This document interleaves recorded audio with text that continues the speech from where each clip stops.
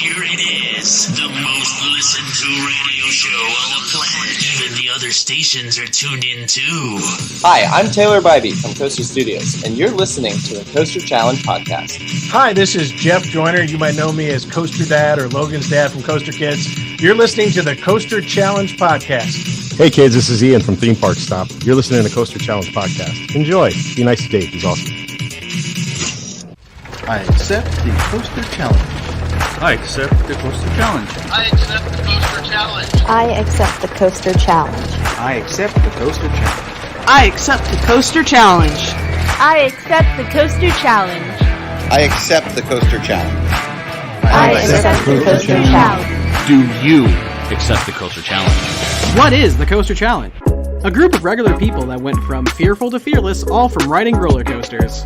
So please secure your hats and glasses. It's time to take the Coaster Challenge. Here are your hosts, David Cantu and Jenna Gazelle. Hey, how's it going, Jenna? Great. How's it going, Dave? It's going good, going good. How's your week been? Oh, man. I'm not looking forward to school starting up. Oh, yeah? Oh. But it not school. You work for like we said, you work for the school district. Yeah, it's just the whole, going back, working for the school, yeah, but it's kind of like going back to school at this point. I was going to ask you that, since being a teacher's assistant, is it same thing for you guys? I remember when we were kids, first day of school, you knew summer was over. Is it like that with the teachers too? Oh my God, yes. I mean, it comes down to last day of school. You're sitting there counting down how many days are left of the school year. So it's I'm sure for all of the teachers, they're probably going, oh God, I got, X amount of days left before school starts. The thing is, the teachers have a lot. I mean, you think that students have it bad with homework and have to study and all this stuff.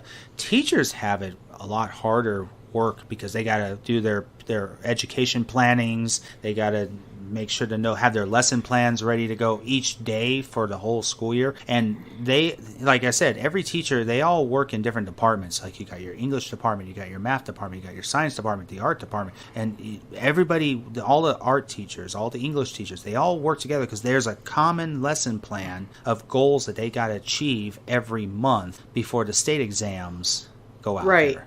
So my hat's off to all the teachers assistants out there, because you guys do a lot of work. And I feel you guys don't get paid enough to do it. Right. So, but yes, and looks like another school year is starting, and fall season is coming up, and even though the coaster season in a lot of areas of the country, even though right here in California, theme parks are open year round.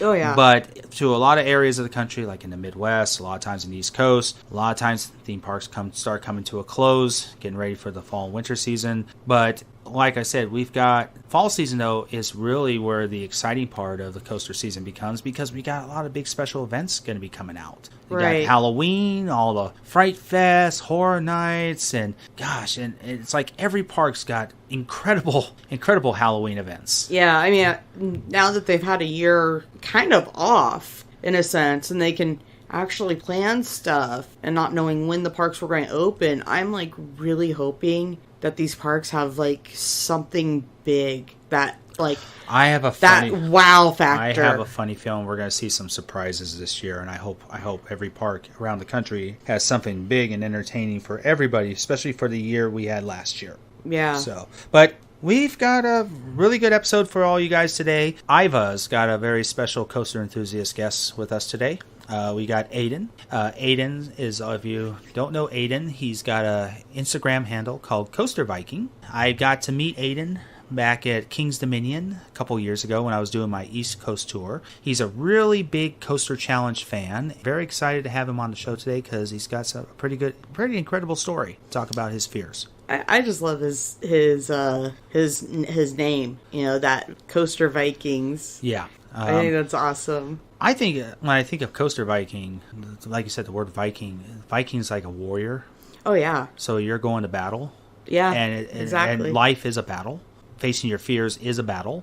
Roller coasters is the instrument to help you fight that battle. to be able to help you conquer your fears and be able to help you break your anxiety, your depression. It does a lot of amazing things for people. So I have to tip my hat to Aidan. That's a great handle, Coaster Viking. Very good name. Ivah is standing by, but first we are going to do our lovely segment, Jenna. Let's do our YouTube highlight clip of the week. YouTube clip of the week.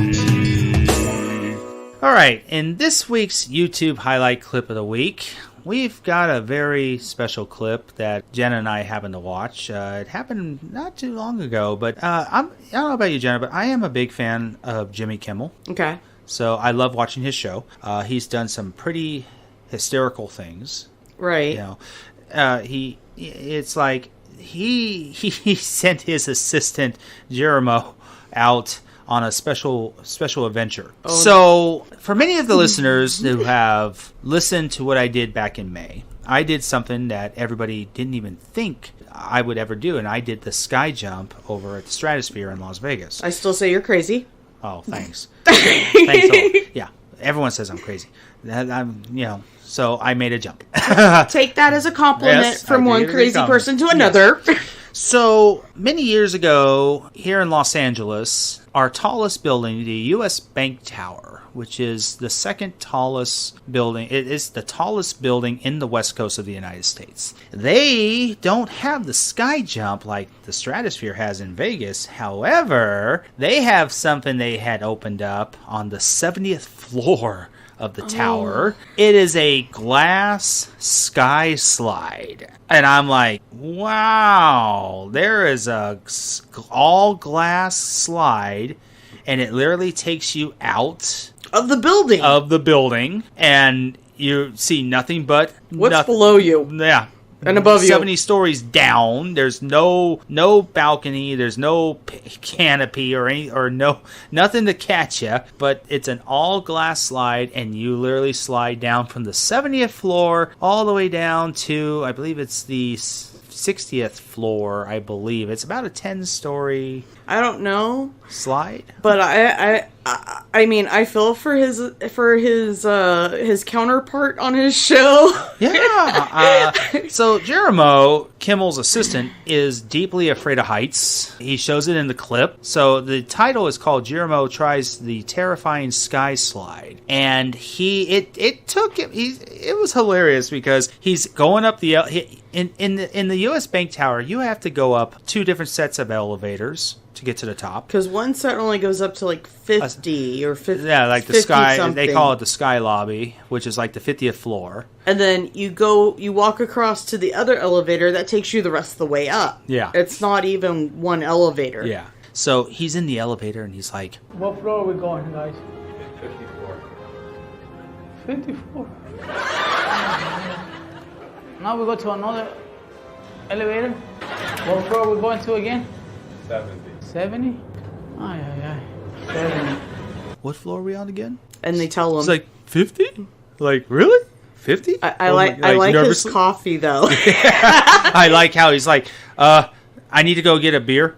No, he says he has to get his coffee. Yeah. And he has it in his hand, and he's like, and this is my beer. That's what we call liquid courage. Yeah. Just so you know. Liquid courage. That's great. I've never heard that one before. So he gets on the 70th floor and he's looking out the window and he's just shaking. I will tell you, years and years ago, I've been on some of the tallest buildings. I've been on... I think our number one here for our local theme park is the Observatory Tower at Magic Mountain. Yep, I've been on that. That was pretty tall. I remember I was having a hard time getting up close to the window. Same thing when I went to the Stratosphere. I've been to the Stratosphere a couple of times. I remember back in 2010, I visited the Stratosphere in the Sky Lobby and Sky Lounge, and the windows are in an angle, but I had a hard time just walking up close to the ledge of the I window. don't mind doing that. I could do that. I don't know what it is, but I've always had a fear of heights back in the day. And same thing with Jeremo did. He tried going up to the window. He was nervous, but it sure took him quite a while. About 7 attempts to try to get on this slide. And several excuses later. Yeah, several excuses. He finally did it, and he was screaming all the way down the slide. And told them they better have gotten it because he wasn't doing it again. He said they better have gotten it all because he's not doing another take. But you know what? He did it. He faced his fears. He'll never do it again. It's a one and done for him, but at least he had the courage and he did it. Just like me with the sky jump, sometimes you just got to do it once. Experience it once. If you love it, fantastic. If you don't, it's a one and done. Move forward to the next thing. That's me with X. One and done. One and done. But this was a really good Jimmy Kimmel clip. I really enjoyed this one. I thought it was pretty... It's funny. Yeah, it's pretty funny, and I congratulate Jeremo for facing his fears on the sky slide. Now he needs to go do the sky jump. I should... Jimmy Kimmel, if you're listening, send him to the stratosphere in Las Vegas. I bet you anything. Oh, don't give him any more ideas. I'm sure he's got plenty of enough ideas. Well, we'll see. But yeah, Jimmy, if you're hearing, send him to Las Vegas to the stratosphere. Okay. But anyway, guys, it's a really good clip. I highly recommend it. But this was a really good YouTube highlight clip of the week. YouTube clip of the week. All right, so Ivah's standing by with Aidan. This is going to be a really, really fun episode, Jenna. Very excited to hear about it. So take it away, Ivah. Thank you, David and Jenna. Hi, this is Ivah from Ohio, and we are here on Coaster Challenge Podcast. We have a special guest tonight, Aidan, also known as Coaster Viking. Welcome, Aidan.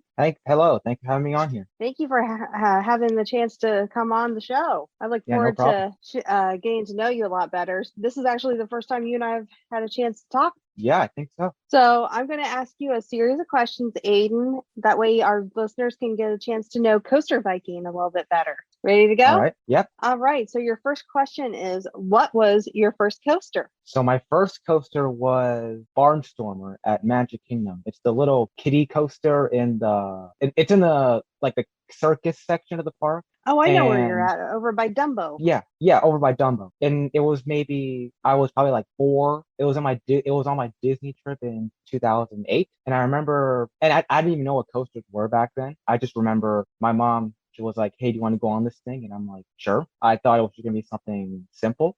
And then I rode it. And then I was just thinking, oh my gosh, this thing is actually crazy. I don't think I'm ever going to get on anything like this again. So that happened.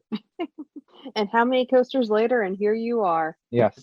And then, so yeah, it took me a while to get used to it. And then I remember the day after I went to Universal, and I remember seeing Hulk and Dueling Dragons. And then as I was watching those coasters, I was actually like, you know what? I'm actually starting to know what coasters are. I think it actually be kind of cool to get on these because just seeing Hulk just launch out of the tunnel was just very cool to me. Same with Dueling Dragons when it was dueling, because when I went, it was 2008 and they were still dueling the ride. And I thought it was so cool. I remember seeing my mom ride Dueling Dragon and she wanted me to go on it, but unfortunately I wasn't tall enough. But that would have been cool if I would have gone on it. Yeah, I have the very lucky opportunity to say I actually rode Dueling Dragons. And it was dueling when I rode it too. So I rode fire and ice. Nice. But it's definitely got a better coaster to replace it. Oh, yes. Hagrid's look amazing. I have not rode that yet. I cannot wait to ride that when we go to the park in October. Yeah. So the next question is, what was the one coaster that scared you the most? The one coaster that scared me the most,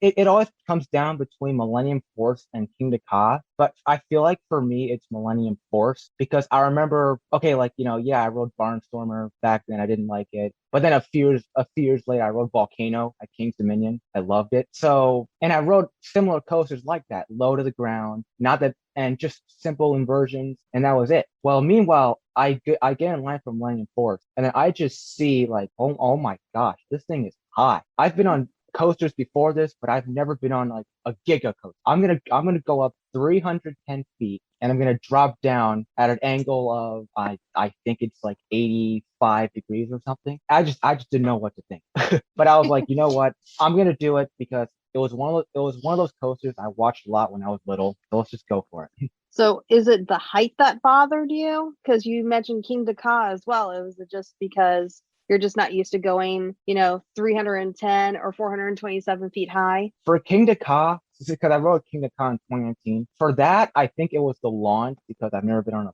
coaster that fast of a launch. And then for Millennium Force, it was the height because I've just never been on a Giga coaster. So yeah.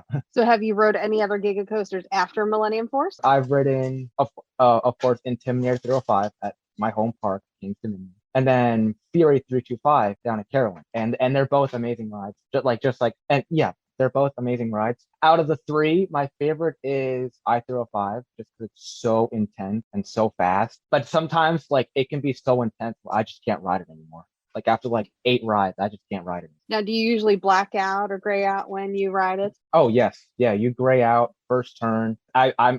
I'm sure I've blacked out a few times. I'm trying to think, but I definitely know I've grayed out a ton of times on that first turn.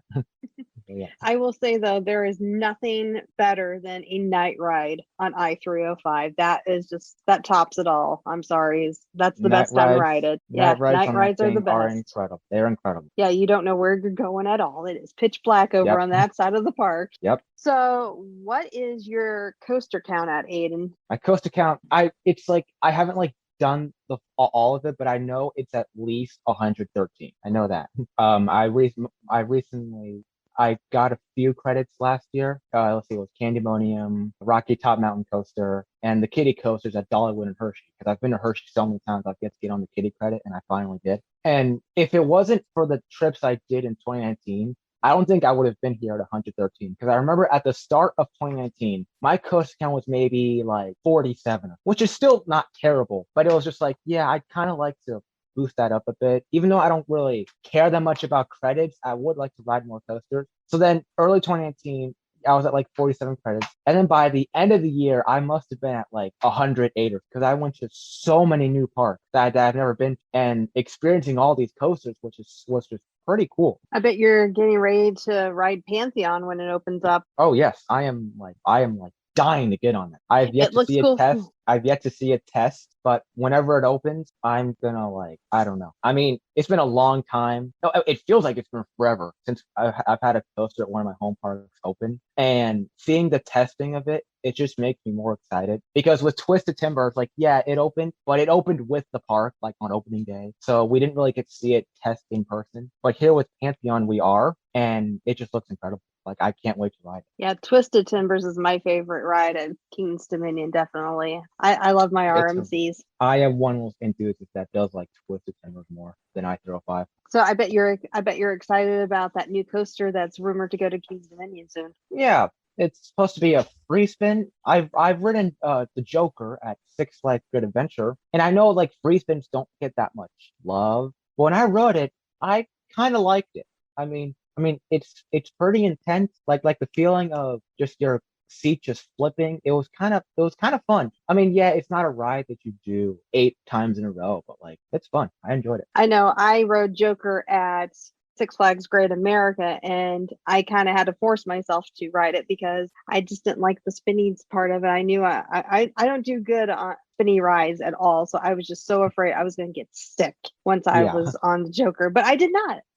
I made sure I didn't eat either before I went on it too. Yeah, that's the key thing with those spinning coasters. Don't eat ahead of time. Yeah, yes. It's always best to wait at least 30 minutes after you eat to get on something. Just like rules of swimming, don't eat or don't swim until 30 minutes after. Don't ride 40 coasters until 30 minutes after. Yep.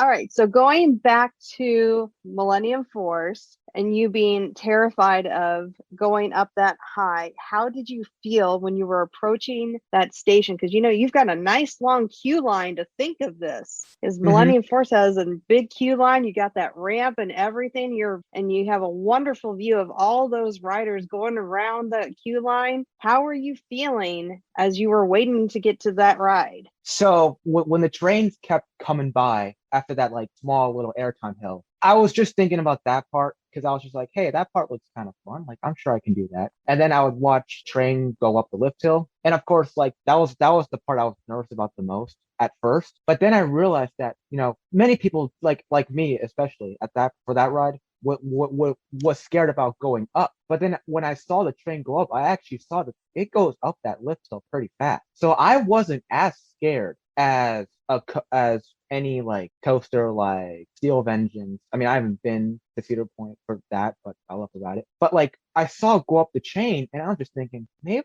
this wouldn't be that bad, because like the drop is like the main part I was thinking of. But I was like, well, at least that part's gonna come really fast once I get on this. So, and then I remember seeing it go down the drop as well, and I was like, it goes down that drop pretty fast. Maybe this actually wouldn't be that bad of a ride. I was still terrified, but I was just thinking, maybe it won't be that bad. It goes down the drop fast. It looks like that was just the worst part. It's just, and I was okay with that. I was like, hey, it's gonna go down the drop, and then it'll just do some nice I don't even know, overbank turns. I was like, I can do this. I mean, I never thought about chickening out at all, because I don't chicken out and stuff. But I was like, I'm sure I can do it. Let's do it. So how many times did you ride it then after your initial ride? It was just one ride. Just one ride, huh? It was in the front row, because I was like, I'm gonna, because I was like, I'm gonna do the front row, so we can get this done. Just get the drop out of the way, and we'll be the first one down the drop, basically, because front row. And I remember throughout the ride, and I remember like I was so worried about the drop, but I remember freaking out at the top of the lift, and then once we were halfway down the drop, I had my hands up the whole ride, had my hands up. Like I was so worried about the drop. I was thinking I would have to hold on the whole time, that I wasn't going to like the drop. But no, as we were going on the drop, then I actually realized, oh, okay, this really isn't that bad. I'm just going to throw my hands up, have my hands up the whole ride. I even grayed out after the first overbank turn where you go into the first tunnel. And it was my first ever gray out. So I was like, as we were going up that first air tunnel, I was just thinking, what the heck did I just do? Like I actually went down a 300-foot drop. And then the rest of the ride, I was screaming my head off because I was just enjoying it. And we got to the end, and I was just thinking, like, wow, that was incredible. I wanted to get on it again, but the wait time was like an hour and a half. So I was like, oh, well, no, we probably won't do it. We'll just come back later. We come back later, and the ride's down today. So I was like, well, at least I did it.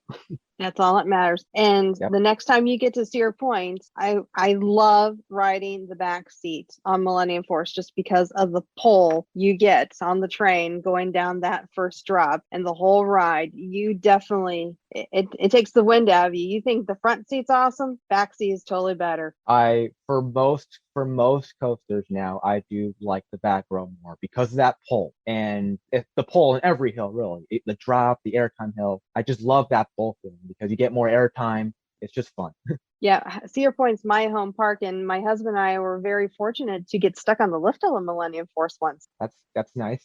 That must. Cool. We had a beautiful view for a couple minutes. Oh yeah. It was also that too. Yeah, the view up there is nice as well. Seeing Lake Erie up there, it was pretty beautiful. So how did you feel when you got off of Millennium Force? I just felt like I was just shocked that I just did it.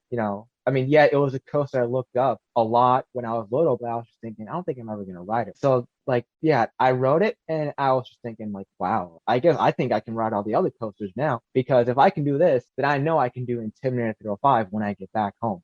So, yeah, like, I was just blown away. I loved it. It was my number. It of course became my new number one at that time, because I didn't get on Maverick or Dragster, but I did get on Millennium Force, and I was just like, it's my number one. I don't even know what my number one coaster was before that, because I didn't really rank coasters, but I was like, out of the coasters I've ridden, that's definitely my favorite. So you didn't ride I-305 until after Millennium, huh? I didn't. My first ride on I-305 was in 2018, because every time I went before that, it was closed. I don't know why. It was just every time I went before 2018 at King's Dominion, it was just closed. So when did you ride High Wind? So when did you ride Fury 325? So I rode Fury 325 in the summer of 2019. It was my 100th coaster. That was impressive. And I remember that day, like I made it. I was like, I'm gonna make this my 100th coaster. My coaster count was 89 before I got there. So I'm like, okay, we're gonna get on. I need to get on 10 of these coasters here before I get on Fury. And it took me about 3 to 4 hours, I think. And I remember just sitting there,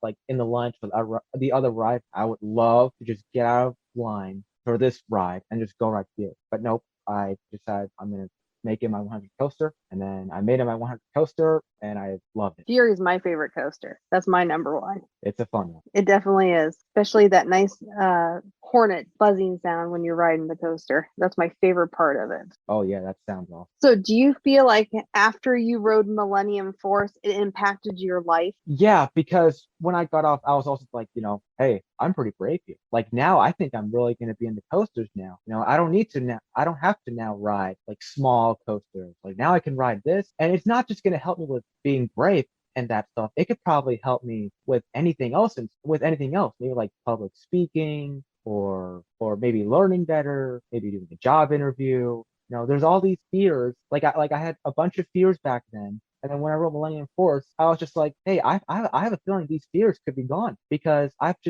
done so much in my life that was fun and all, but there was always just the fear of heights. I was afraid of heights all the time before Millennium Force. I mean, yeah, I wrote similar coasters before them, but they were just like maybe just under 200 feet. So, and I didn't really look at how high they were. Like I didn't look up the stats, but like, yeah, I mean, it was like ever since then, like I just feel like my fear of heights has just been gone now. Like I feel like now I could go bungee. I feel like I could go skydiving if I wanted. Or no, I've done parasailing. There was that too. Like I've always wanted to do parasailing, and I was worried about that. But then I wrote Millennium Force, and I was like, maybe I can do that. So there was all these fears that I just was worried about. But then once I wrote it, I was like, I'm sure I can do it. So let's give it a shot. And you rode Kingda Ka after Millennium Force, so did that bother you going up that high? Because there's quite a big difference in height. So yeah, then I rode Kingda Ka also summer 2019, and it didn't. The height didn't really bother me. So the launch, I was maybe a little bothered by it a little bit because it's a pretty fast launch. But just like Millennium Force's drop, the launch goes by incredibly fast. The launch speed is like 128 miles an hour. So I knew that it was going to be over fast. And then we did the launch. We went up the hill, and yeah, when you're up there, it is pretty hot. And then you go down the drop, and it's just over. It's only a short ride. It's like you go up, you go down, and then you do a pretty big airtime hill, and then that's it. It was fun. I actually just rode Kingda Ka last weekend for my third time, and yeah, that launch, it's forceful. It's more powerful than Top Thrill Dragster's launch, but yes. I remember after getting off of Kingda Ka my first time, it's the thought in my head was, what did I just do? What just happened? Yeah, because the experience is so much more. I don't know if you've ridden Top Thrill Dragster at Zero Point yet or not, but the experience between the two is just completely different. I mean, the view obviously, but I felt like Kingda Ka had definitely a more forceful launch than Top Thrill did. Yes. And then I remember when I also got off of Kingda Ka, I also got off and I was like, wow, like my journey, I think has pretty much been complete basically. Like I was like, I actually just did the world's tallest roller, because once I rode Millennium Force, I was like, I would love to go up higher. I would love to go up higher. Heck, maybe go up to the maximum height there is. And that's Kingda Ka. It's the world's tallest roller coaster. I remember when I walked up to Kingda Ka, I was a little nervous because I was a little nervous because of the launch, but was really excited. World's tallest roller coaster. I've been wanting to ride this thing for a long time. Let's do it. And then I rode it, and I just loved it. So you don't like heights, and David and our other buddy Andrew just found out that I don't like heights. Have you ever done one of the sky coasters yet? You mean like stuff like the Extreme Sky Flyer? Mm-hmm. Yes, I have done that. I did it at King's Dominion one time for their pass holder preview a couple years ago, because it was like, I would like to do it, but I was like, I mean, it's pretty expensive. I'm not sure if I'm gonna like it. I remember when I went to pass holder preview day in 2019, it was free for all pass holders. So I was like, wow, it's free. I might as well do it because I've never done something before. So I signed up for a time later in the day. I remember arriving when my time came. I put, oh wait, no, it wasn't. No, that's right. I did it during Winterfest. That's right. Forgot. I did it during Winterfest the first time when it was like $10. But the second time it was free. That's right. So now I remember doing it, and it was like 40 degrees. It was during Winterfest. So I remember when I got attached to the harness and when we were going up, the only thing I was nervous about, it wasn't really necessarily the height, but you also could say too, I was really nervous about because you can't really look up and see how far you're, like when you're at the end. So I'm just looking down and I'm just like, oh my gosh, like are we even at the top yet? And then I get to the top, and then the ride attendant down at the bottom says, all right, 3, 2, 1, fly. So then I pulled the cord and I probably screamed the whole way down. I was like, wow, that was awesome. It was 40 degrees, felt a lot colder than that. because it was during Winterfest, and I loved it. And then the second time I went to Pathfinder Preview Day, and it was free, so I was like, I'm gonna do it. Yeah, you might as well do it. You won't see me on one of those things. Like I said, I'm afraid of height. Get me strapped onto a coaster going over 500 feet. I'm good. Get me on a sky coaster. Nope, not happening. Yeah. Not happening at all. And I'm looking at David when I'm telling him this.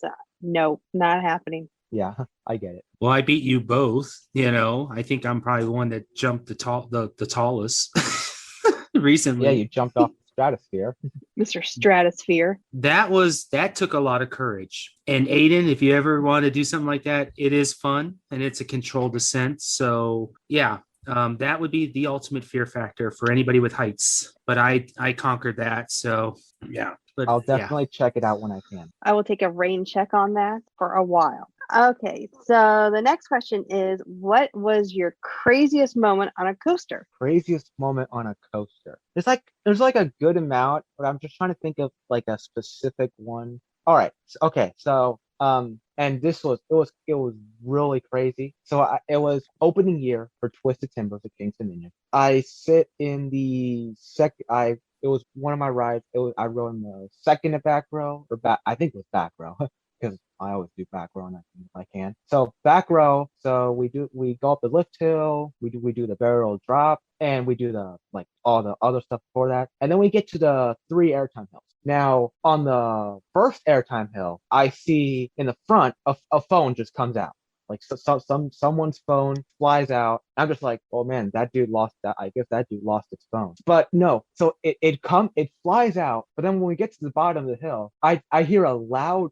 I just hear some loud thump right next to me, and I look to my right to the other seat, and it turns out the phone is literally like 5 inches away from me, just sitting in the other seat. Maybe I could save it before it flies out. But obviously, like, I was freaking out because I was like, oh my gosh, I could have gotten hit. That when we got to the second airtime hill, the phone was gone. So throughout the whole ride, I was just thinking, oh my god, I almost just got hit by a phone. I mean, it was just insane. Like, I was freaking out the whole ride, but not really.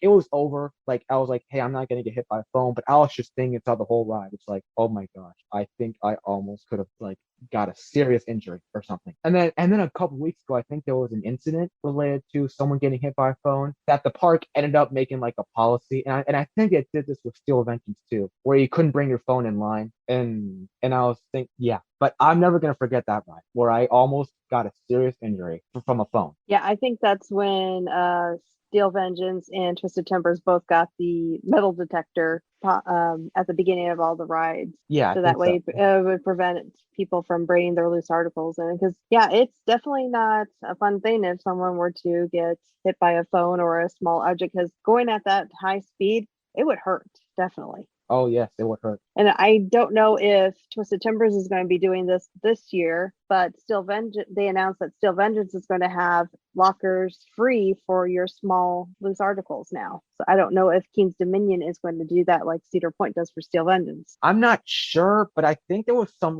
rumor going on that the park bought like smaller lockers. So I don't think I would be surprised if they did the same thing with how they do with Steel Vengeance. All right. So the next question is, what is your favorite coaster? So this might seem kind of unpopular, but my favorite coaster is Candymonium at Hershey Park. And yes, I know I've ridden Lightning Rod, I've ridden El Toro, I've ridden Twisted Timbers, I've ridden I-205. But with Candymonium, it's just when I think of all those other coasters that I just talked about, like Lightning Rod and all that, with Candymonium, I just feel more happy on because the airtime, it feels nice, it's floater, it feels nice, and it's a smooth ride, and it runs really good at night. And it's one of the few coasters that I prefer the front over the back. It's just anytime I ride that thing, I'm just thinking pleasing. It's just nice to ride. It's nothing insane. It's just a fun ride that does a pretty good amount of stuff. Even with it being a short ride, it still packs a punch, especially for a B&M height. I love that a lot. Yeah, I rode Candymonium last summer, and the layout is what I was very impressed with. How it comes over by the new front entrance of the park, and it goes over by Sky Rush.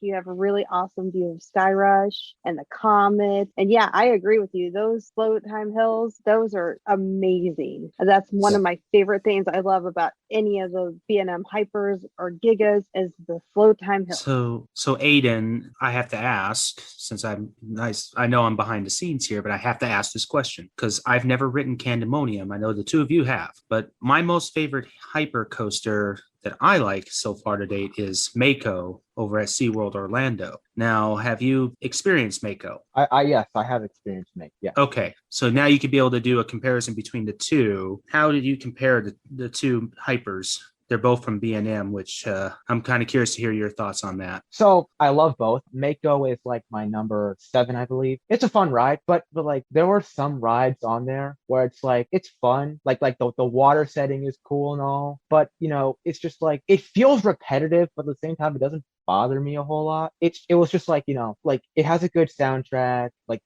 I have the soundtrack on my iTunes, like in my iTunes library. It's a fun ride, but with Candemonium, I think it's just the layout that impresses me more. Like it has a better layout. Mako's layout is just like an L shape. It's like you go up the hill, you go down, you make a left turn, and you just do hills up and back, and then that's it. Fun ride though. Well, it's Candemonium, like I said earlier, it's a short ride, but it's a very impressive layout. And just like what Ivah said, the turn, like when it goes around the Kisses fountain, is absolutely amazing. Every time I go through that part, I lock my eyes to the fountain. Like it's just, you know, incredible. Like I said, both are fun rides, but I just think Candemonium just has the better layout, and it's just more fun. Yeah, it's opposite for me because I've never rode Mako, but you and David have, so I can't compare Mako to Candemonium yet. Not yet. I can't wait to ride it though when we go in October. It is a fun ride. Yeah, I love Mako. Yeah, that's the one. Besides Velocicoaster, that's the other coaster I'm very much looking forward to riding is Mako.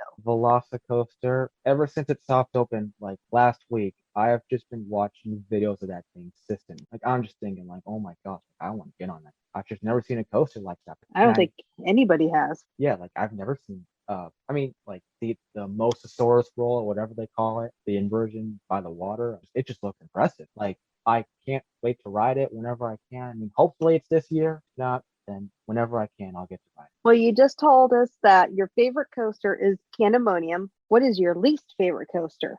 Anytime I'm at a park and it has one of these, I will never ride it, and that is a Wild Mouse. I will never go on those again. I've been to Hershey Park many times for the past 13 years. I don't think I've ridden a Wild Mouse since like 2012 or something. It's just like, you know, I just don't like the dips they're just rough and they're bumpy. Turns are it just doesn't feel nice. They can be rough sometimes. Although the one at King's Dominion, I don't think it's terrible. It's called Apples Apples. I don't think it's terrible. But any other Wild Mouse coaster I've ridden, I'm just like, I'm never gonna do it again. If all of a sudden I see a spinning Wild Mouse, I'll just do it for the credit. Now I like some of the Wild Mouses. My favorite one's the Spinning Dragons at Worlds of Fun. That's my favorite one. It's nice and smooth.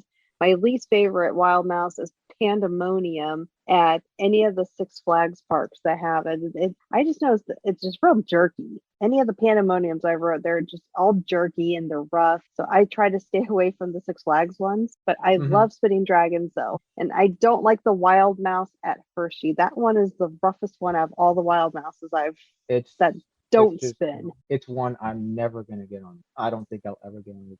I don't care if they get rid of it. I wouldn't shed it. I'll never get my first Wild Mouse coaster. Every park's got one, including Disney.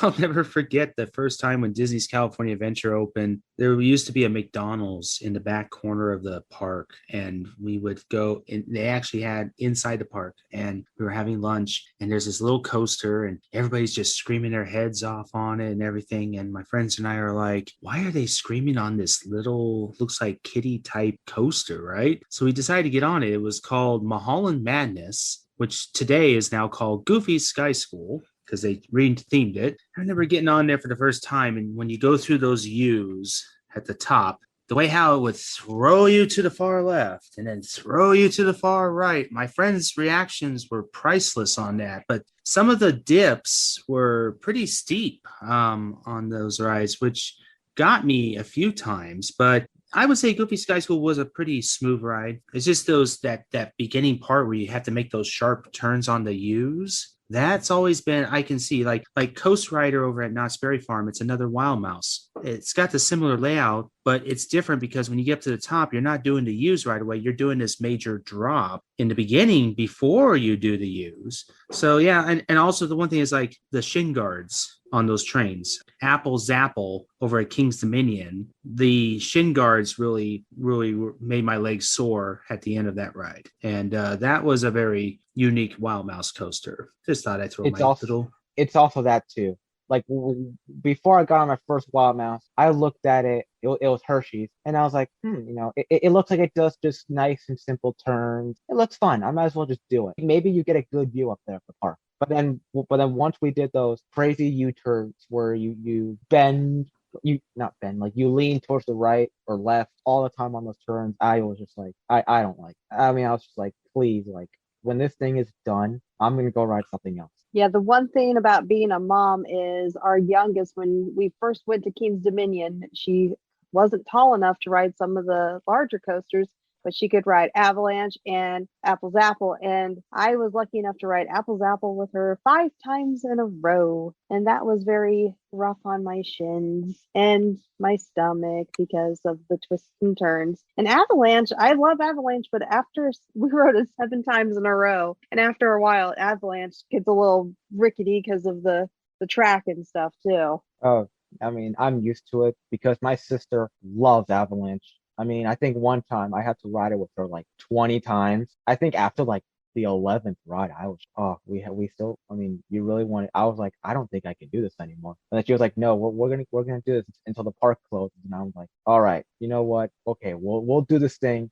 We'll do this thing up until the park closes. And I remember when I got home that night, the next morning, I was like completely sore. Like in the morning, I was just like, this had to be from Avalanche, didn't it? Like it's a fun ride. I like Avalanche, but of course, it's just a ride that I just don't do that much now because like when my sister's not with me, it's usually a ride I don't do that much because just like, there's I-305, Twisted Timbers. I'd rather ride those two. So yeah, I mean, Avalanche is fun, but I just don't really care about it that much. I know that the projective space that the 4D spinner at King's Dominion is going to go is where the old crypt ride is. What do you think is going to replace the volcano area? I would like to see like a GCI, like a GCI Woody or a Gravity Group, some sort of either a wooden coaster or a Gerstlauer dive coaster. Because I mean, like, yes, Busch Gardens, Williamsburg, they have a GCI, they have Invader, but it's more of a family coaster. I think if King's Dominion got like a nice thrill wooden coaster, I think it would fit very well. The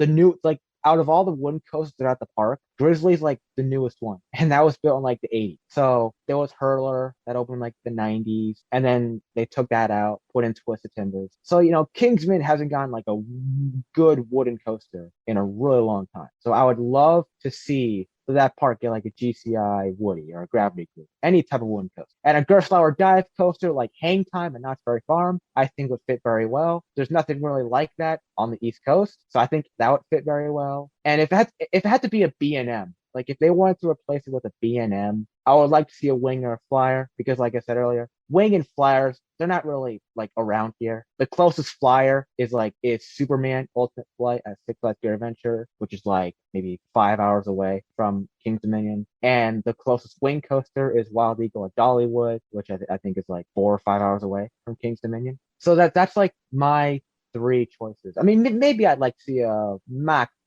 multi-launch like Copperhead, but I don't know if that's likely. I think I would like to see more of a GCI Woody or a Gravity Group or a Gerstlauer dive. You could always do something too when you're talking about a mock ride, maybe like a Time Traveler. Time Traveler would be a good fit too, because you don't really have anything like that in Virginia or around that area. Yeah, it would be nice to get something like that. Although I would feel like it would fit more at Dollywood, but I'm sure if Kingsman got something like that, it would do pretty well. I miss Volcano. I got a chance to ride it a few times and I miss it. It was a good coaster. Yeah, it was my first ever big coaster, and I only got 2 rides on it because it just got crazy long lines. And I was pretty sad when they announced they were going to get rid of it. Every time I went to the park that year, they were removing it. It was like every week, like you would just see more of the ride get dismantled. It was pretty sad. But at the same time, I was like, I'm sure something good will go in that spot. It's just gonna be a while, but I can wait it out. Well, Aidan, as you know, the motto for Coaster Challenge is facing your fears. And you obviously did that when you got on Kingda Ka, when you got on Millennium Force. So what advice can you give our listeners about facing their fears? So for a roller coaster, especially a roller coaster, if you're nervous, don't chicken out. Like just do it. To me, I don't care how nervous you are. If I saw someone that's like insanely nervous to get on some coaster, I don't care how they are. I'm gonna try whatever I can to put them on. Whenever you're nervous, just go for it. Because if you chicken out, it's gonna make you more nervous for coaster. Like if you chicken out on something like Millennium Force and then I-305 and then Tropical Dragster or something, that next coaster, you're gonna be more worried about it than you were those past 3 coasters you chickened out on. So the sooner you get it done, the sooner it's over, of course, and you could probably like it more because I mean that's what I did, and I think it worked great. I never really chickened out of coasters because I knew that if I chicken out, I'm just gonna be more scared for my life during my life of the. I know you had said before that riding coasters impacted your life with, going, through other life changes. Would you agree to that? Yeah. And then of course another thing that I've also liked too about it is I'm much better at social skills than I've ever been.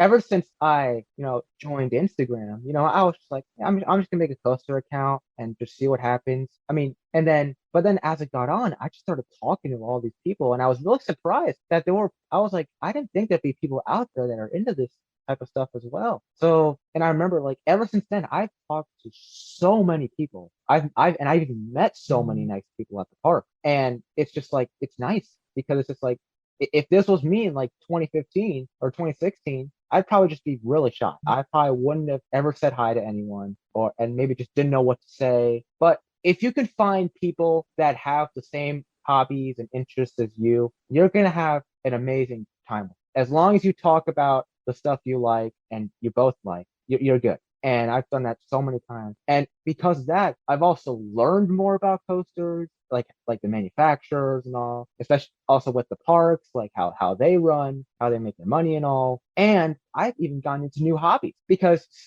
many coaster enthusiasts out there most of them are not just into coasters. Most are into other hobbies. Like for example, like now there's this one coaster enthusiast that's so into NASCAR, which is a racing sport. I used to be in that like when I was like 6, but then I just stopped watching it. But then this one enthusiast was just like, "Hey, it's 2020. You should probably watch it more. Maybe you'd like it again." So then I watched some races and I loved it, and then ever since 2020, I've just been NASCAR ever since. Like I love it more than I used to like 10 years ago.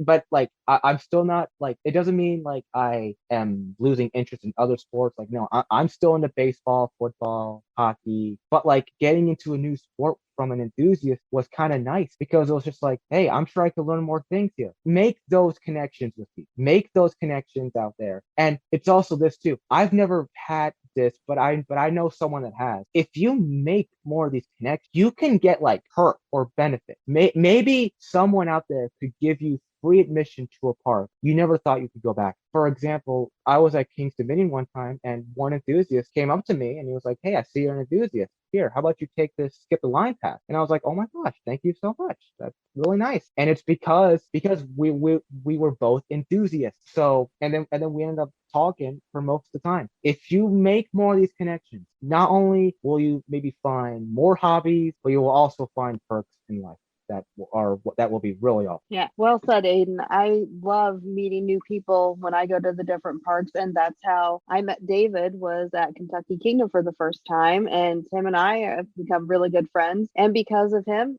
in his connections, I've met other people like Andrew and the other Coaster Challenge correspondents. I've met you for the first time and a lot of our other guests that I've interviewed too. So yeah, I totally agree with you. It's definitely who you know and where you are, because you just never know who that person knows, or that, or somebody else that they can help you with, later on in life. And I love working with people like David and Andrew and the rest of our team. And I look forward to working with Coaster Viking and any of my other friends that are coaster enthusiasts. So I agree with you, definitely. And making connections, that's all that matters. If you're on Instagram, it don't matter how many likes you get on your post. It don't matter how many followers you have.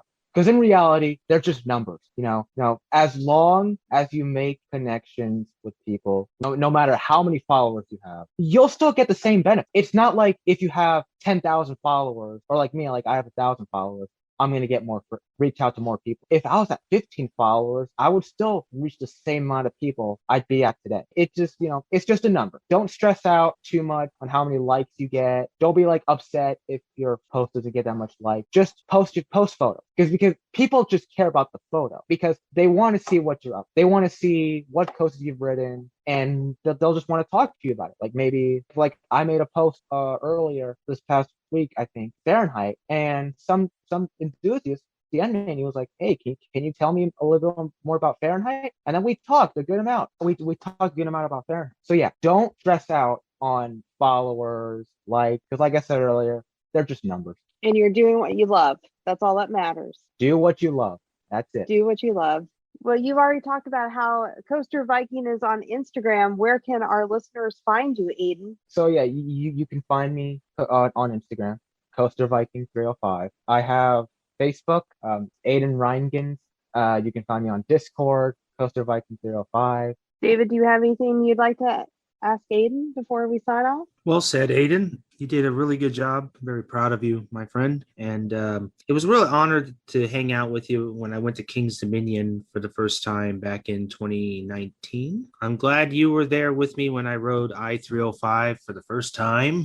So that was, and I enjoyed all the enthusiasts that were down at King's Dominion that night, because a lot of us did a night ride on I-305, and that's one of my favorite night ride moments is I-305, along with the Beasts over at Kings Island. And I'm looking forward to the voyage over at Hollywood Nights. I'm looking forward to that. Are you going to be going to Hollywood Nights, Aidan? I would love to. I'm not going this year, but I hope to go within the next few years.